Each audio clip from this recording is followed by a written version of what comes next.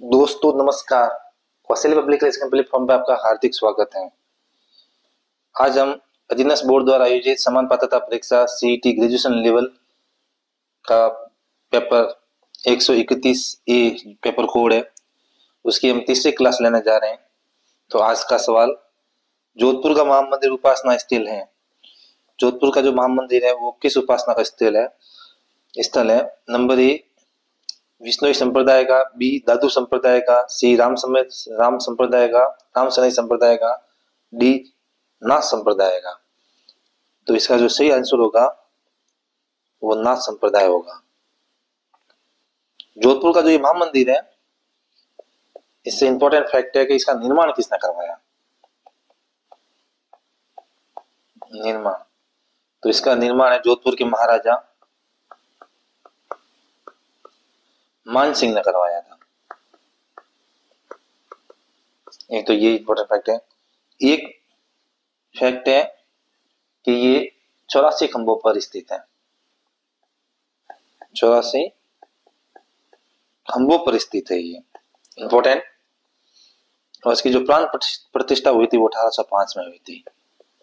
ये भी very very important है। अगला प्रश्न, बडार क्या है?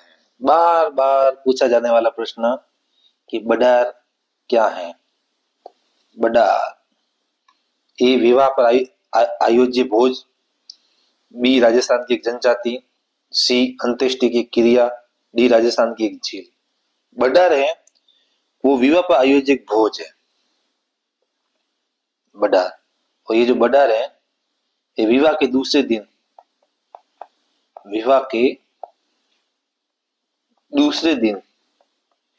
वर पक्ष की ओर दिया जाता है। वर पक्ष की ओर से दिया जाता है। इंपॉर्टेंट, काफी बार पूछा जा चुका है ये प्रश्न। बडार तो विवाह पर आयोज्य भोज है जो विवाह के दूसरे दिन वर पक्ष की ओर से दिया जाता है। ये सामूहिक भोज होता है। वर और वधू पक्ष दोनों का सामूहिक भोज होता है। अगला प्रश्न, निम्न में से कौन सा युग्म सुमेलित नहीं है? ध्यान रखें शब्दों का, कभी नहीं का है और है का नहीं पढ़ लेते हैं। तो नहीं है पूछ रहा है। ये हमीर महाकाव्य नैन चंद्र सूरी एकदम सही है। हमीर महाकाव्य के जो लेखक है वो नैन चंद्र सूरी है। इंपॉर्टेंट है, ये भी काफी बार पूछा जा चुका है। वंश भास्कर सूर्यमल मिश्रण, ये भी सही है। वंश भास्कर का लेखक सूर्यमल मिश्रण है। कुवल ये माला उद्योधन सूरी, ये भी सही है। कुवल माला के लेखक उद्योधन सूरी है। पृथ्वीराज विजय चंद्र दरबाई, ये गलत है। ये पृथ्वीराज विजय ये चंद्र दरबाई नहीं लिखी है। पृथ्वीराज विजय लिखी है ज्ञानक भट्ट ने। ज्ञानक भट्ट ने लिखी है। चंद्र दरबाई ने लिखी है पृथ्वीराज रासो। चंद्र दरबाई ने लिखी है पृथ्वीराज रासो, जबकि पृथ्वीराज विजय है वो ज्ञानक भट्ट ने लिखी है। और ये जो पृथ्वीराज रासो है इसमें पृथ्वीराज चौहान के जीवन का उल्लेख किया गया है, ये ध्यान रखें। अगला प्रश्न, मुक्ति नामक कविता संग्रह के रचयिता हैं। ये उस समय का करंट अफेयर्स का प्रश्न है। ए कीर्ति शर्मा, बी मितेश निर्मोही, सी विजय शर्मा, डी आशा पारासर। तो इसका सही आंसर होगा मितेश निर्मोही। और इस कविता के लिए इनको 2021 में साहित्य अकादमी पुरस्कार दिया गया। किसको? मितेश निर्मोही को, मुक्ति कविता संग्रह के लिए। अगला प्रश्न, भील जनजाति के पुरुष कमर पर जो वस्त्र लपेटता है उसे क्या कहा जाता है? Very very important. ये भी काफी बार प्रश्न पूछा जा चुका है कि भील जो व्यक्ति है उसके कमर पर जो वस्त्र लपेटा हुआ होता है वो क्या कहलाता है? ए जामा, बी कसाबू, सी पोतिया, डी खोतियू। तो ये कहलाता है खोतियू। खोतियू कहलाता है भील पुरुष जो कमर पर वस्त्र लपेटता है। और यदि ये पूछ ले कि भील स्त्री जो कमर पर वस्त्र लपेटती उसको क्या कहा जाता है? उसको खोपत कहते हैं, खोपत। खोपत वेरी वेरी इंपॉर्टेंट है, उसको खोपत कहा जाता है। और जो ये भील जनजाति है, इनका जो मुखिया होता है, मुखिया, ये भी इंपॉर्टेंट है, काफी बार पूछा जा चुका है सवाल। मुखिया, इसको क्या क्या कहा जाता है? तो इसको कहते हैं गमेती। भील जनजाति के मुखिया को गमेती या पालवी कहा जाता है, पालवी। इंपॉर्टेंट है, ध्यान रखें। पुरुष जो कमर पर लपेटेगा वस्त्र, उसको खोयतु सॉरी, और स्त्री जो लपेटेगी उसको खोपत कहते हैं। अब की बार पुरुष पूछा गया तो अब की बार हो सकता है स्त्री का पूछ ले, तो ये खोपत इंपॉर्टेंट है। और जो भील जनजाति में जो उनका मुखिया होता है, उनको गमेती या पालवी कहा जाता है। अच्छा प्रश्न था।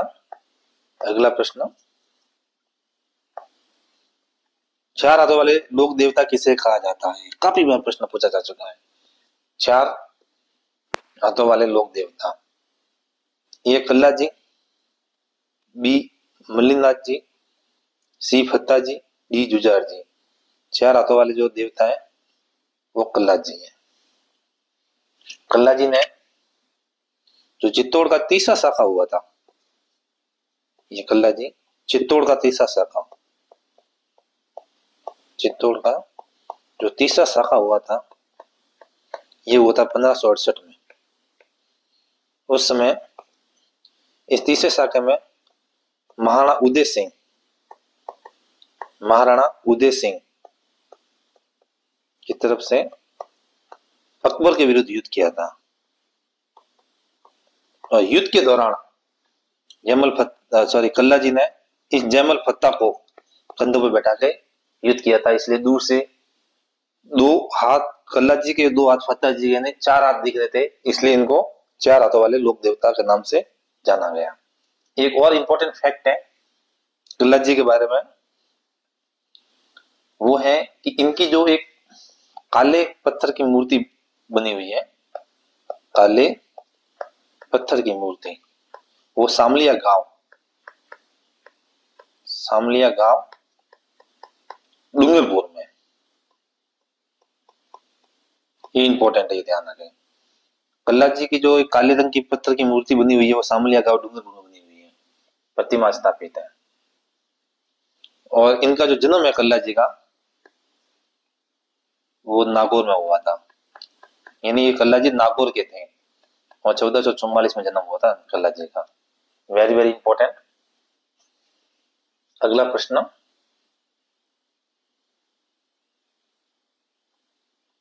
सांप्रदायिक सौहार्द के प्रतीक काजी अमीयुद्दीन नागौरी की सूफी सिलसिले के थे? इंपॉर्टेंट है। ए सिकदी, बी कादिरी, सी मगरिबी, डी सुरावर्दी। तो ये थे सुरावर्दी के। कौन? काजी अमीयुद्दीन नागौरी, ये सुरावर्दी के थे। और उत्तर भारत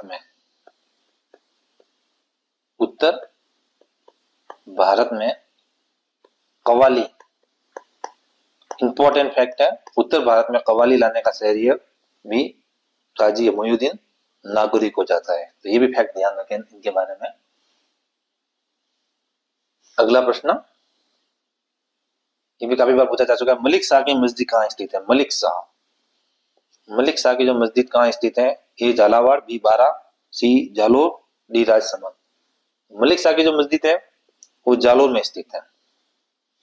और इस मस्जिद का जो निर्माण है वो अलाउद्दीन खिलजी ने करवाया था।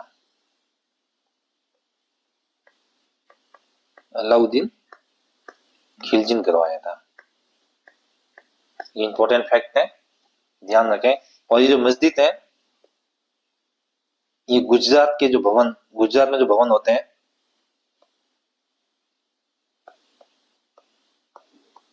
गुजरात के जो भवन होते हैं उससे प्रभावित है, यानी उनके जैसे इनकी डिजाइन ली गई है। मलिक शाह की मस्जिद जालोर, निर्माण अलाउद्दीन खिलजी ने करवाया था। अगला प्रश्न, यदि भारतीय मानक समय IST को निर्धारित करने वाली देशांतर रेखा को प्रधान देशांतर रेखा का दर्जा दिया जाए तो अंतरराष्ट्रीय तिथि रेखा का देशांतर क्या होगा? अंतरराष्ट्रीय तिथि रेखा का। तो भारतीय जो मानक रेखा है वो है 82 डिग्री 30 सेकंड पूर्व। ये भारत की मानक समय रेखा है। यदि इसको अंतरराष्ट्रीय, इसको प्रधान रेखा का दर्जा दिया जाए तो अंतरराष्ट्रीय तिथि रेखा क्या होगी? तो इसका जो आंसर होगा वो ये होगा, बी आंसर।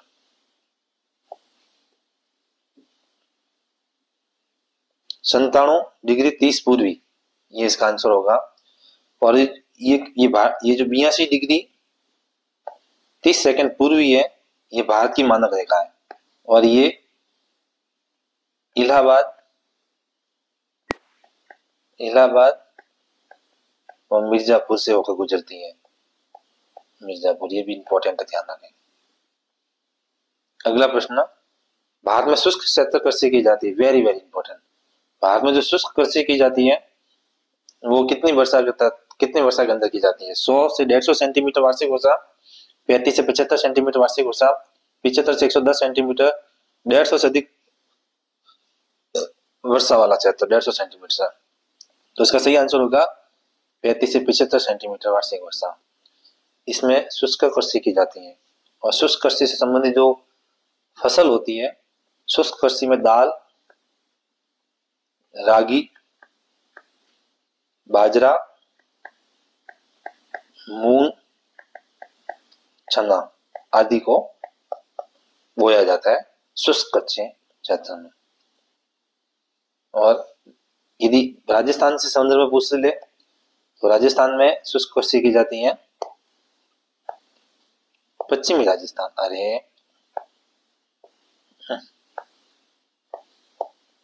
पश्चिमी राजस्थान, यहाँ शुष्क कृषि की जाती है। इंपॉर्टेंट। अगला प्रश्न, भारत को 15 कृषि जलवायु प्रदेशों में विभक्त किया गया। योजना आयोग द्वारा, बी कृषि मंत्रालय द्वारा, सी जल संसाधन मंत्रालय द्वारा, डी मौसम विभाग द्वारा। तो भारत को 15 भागों में कृषि जलवायु प्रदेशों में जो विभक्त किया है वो किया है योजना आयोग ने। वेरी इंपॉर्टेंट, योजना आयोग ने किया है। और ये जो 15 कृषि जलवायु प्रदेश का जो पहली बार विभाजन हुआ था वो 1989 में किया गया था और वर्तमान में किया है योजना आयोग ने। इंपॉर्टेंट है, ध्यान रखें। अगला प्रश्न, भारत की प्रथम जैतून रिफाइनरी राजस्थान में स्थापित की गई। वेरी वेरी इंपॉर्टेंट प्रश्न है ये, बार बार पूछा जाने वाला। प्रथम जैतून रिफाइनरी राजस्थान में स्थापित की गई थी। ए बसपदरा में, बी लूणकसर में, सी अमर सागर में, डी सूरतगढ़ में। तो इसका आंसर होगा बी लूणकसर में। और ये कब स्थापित की गई? डेट पूछ ले तो 3 अक्टूबर 2014 को स्थापित की गई थी ये। और एक और इंपॉर्टेंट है, ये लूणकसर बीकानेर में, ध्यान रखें। बीकानेर में ये पहलू जैतून रिफाइनरी। और यहाँ पर यहाँ लिख लेते हैं, राज जैतून तेल, ये इसका ब्रांड का नाम है। यदि ब्रांड का नाम पूछ ले तो राज जैतून तेल, बीकानेर। अगला प्रश्न, भारत में सर्वाधिक रागी उत्पादक राज्य है। यानी सर्वाधिक रागी कहाँ उत्पादित की जाती है? ए उत्तराखंड, बी तमिलनाडु, सी महाराष्ट्र, डी कर्नाटक। तो सर्वाधिक जो रागी उत्पादक राज्य है वो कर्नाटक है। इंपॉर्टेंट है, ध्यान रखें। कर्नाटक में सर्वाधिक रागी का उत्पादन किया जाता है। अगला प्रश्न, निम्नलिखित में से कौन सा स्थानांतरित कृषि क्षेत्र सम्मिलित नहीं है? यानी स्थानांतरित कृषि कौन से राज्य में स्थानांतरित कृषि को क्या बोला जाता है? एक तरफ कृषि का नाम है और एक तरफ राज्य का नाम है। तो पूनम केरल में सही है। केरल में जो स्थानांतरित कृषि होती है उसको पूनम कहा जाता है, ये एकदम सही है। पोंडू आंध्र प्रदेश और उड़ीसा में पोंडू कहा जाता है, ये भी सही है। झूम असम में झूम कहा जाता है, ये भी सही है। कुमारी मध्य प्रदेश, ये गलत है। कुमारी है ये पश्चिमी घाट में कहा जाता है। कुमारी पश्चिमी घाट में जो स्थानांतरित कृषि है उसको कुमारी कहा जाता है, जबकि मध्य प्रदेश में स्थानांतरित कृषि को मासा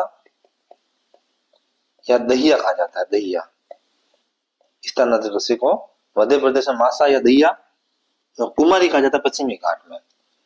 राजस्थान में यदि पूछ ले स्थानांतरित कृषि को क्या कहा जाता है, तो राजस्थान में कहा जाता है बत्रा या वालरा। इंपॉर्टेंट है, ध्यान रखें।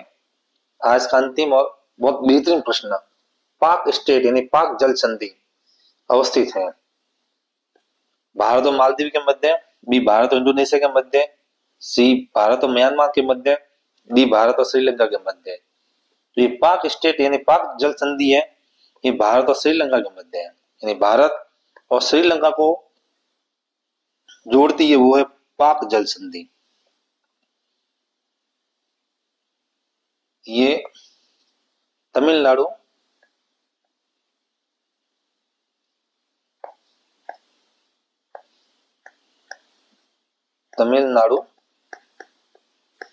व श्रीलंका,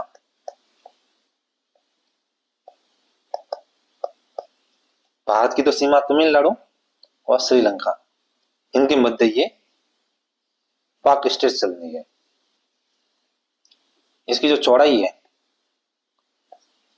वो है 64 से 137 किलोमीटर, 64 से 137 किलोमीटर।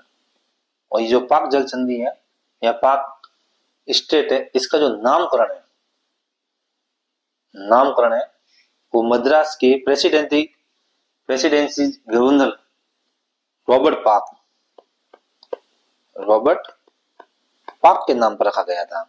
ये रॉबर्ट पाक है, ये गवर्नर थे मद्रास के 1755 से 1763, इनका ये कार्यकाल रहा 1763।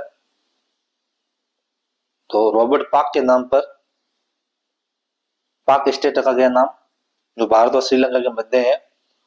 भारत की तरफ से जो सीमा बनाता है वो तमिलनाडु और इस तरफ श्रीलंका, और इसकी जो चौड़ाई है वो 64 से 137 किलोमीटर के मध्य है। तो ये थी हमारी आज की क्लास। उम्मीद करते हैं कि आपको ये क्लास बहुत अच्छी लगी होगी।